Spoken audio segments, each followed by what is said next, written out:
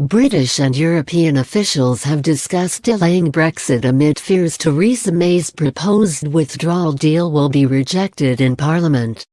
Three sources told the Telegraph that UK officials had been putting out feelers and testing the waters about extending Article 50, the legal mechanism which is scheduled to take the UK out of the EU on March 29. Until now, this didn't come up, but we're hearing it more and more now, a source said.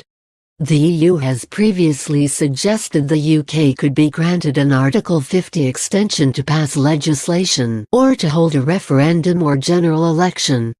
It would require the consent of the 27 remaining EU member states. Downing Street insists that it remains firmly opposed to extending Article 50. The news comes after one of Theresa May's ministers admitted for the first time that the UK could seek to delay the EU exit process to avoid a chaotic no-deal scenario. Digital Minister Margot James told the BBC on Monday that the UK government could be forced to seek an extension if MPs vote down the Prime Minister's deal with the EU this month.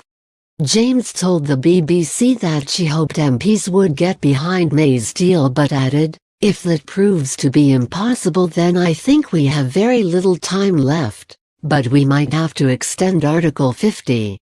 Downing Street dismissed James's comments, but it has increased fears among Brexit-supporting MPs that Downing Street could seek to delay the UK's EU exit. Theresa May plans to put her Brexit deal before Parliament next week, having delayed the vote in December after admitting the deal would be defeated by a significant margin. There remains widespread opposition to the Irish backstop measure, which opponents of May's plans say could keep the UK locked in a customs union indefinitely, with different rules applied to Northern Ireland.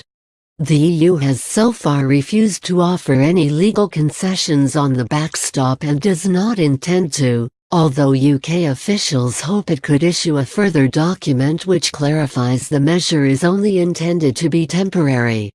The Prime Minister had hoped to soften opposition to her plans over Christmas, and she held a drinks reception with Tory MPs at Downing Street on Monday evening in the hope of persuading wavering MPs to back her deal. But none of the approximately 120 Tory MPs who have spoken out against her deal has publicly changed their position, and defeat next week appears almost certain. Theresa May will hold her first cabinet meeting of the year on Tuesday morning, where ministers are expected to discuss ongoing preparations for a no-deal Brexit.